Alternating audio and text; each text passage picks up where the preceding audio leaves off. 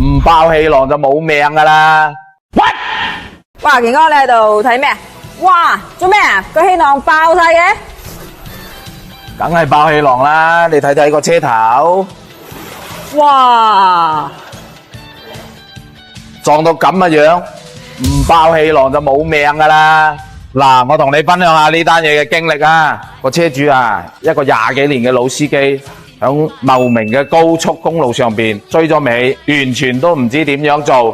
後嚟打到電話俾我，問我點搞，我仲以為佢俾部車撞懵咗添，原嚟佢係20幾年都未出過交通事故，所以佢自己都唔知點樣做。後嚟我哋即時通過微信視頻得知咗佢台車嘅一個情況之後，教佢點樣報保險啦，點樣報交警啦，點樣同對方協商啦，等等一系列嘅手續。茂名喎，遠水不能救近火喎。佢揾得我哋，必須安排到位啦。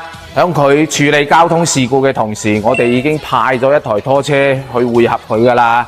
咁佢搞掂晒啲手續之後，直接我哋就教佢將部車停響高速出口嗰度，咁樣我哋啲師傅過到去就自己搞噶啦。佢就繼續佢嘅行程，完全唔使企喺度等大半日。一個字，絕！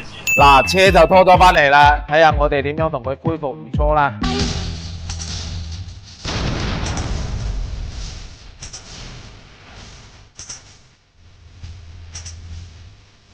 嗱，呢段時間通過我哋團隊嘅努力，你睇下呢台車係咪整到好似新嘅一樣呢？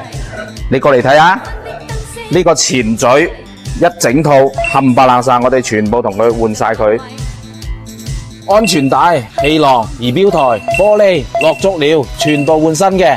整咗咁多嘢，維修費、拖車費一共搞咗2皮幾嘢，車主1分錢都唔使俾，而且成個理賠過程佢亦唔使去理，我哋全部揾保險公司睇晒數，真正可以做到解放雙手。有乜車輛嘅突發狀況，記得第一時間聯繫我哋中山保德，揾保德一定得。OK？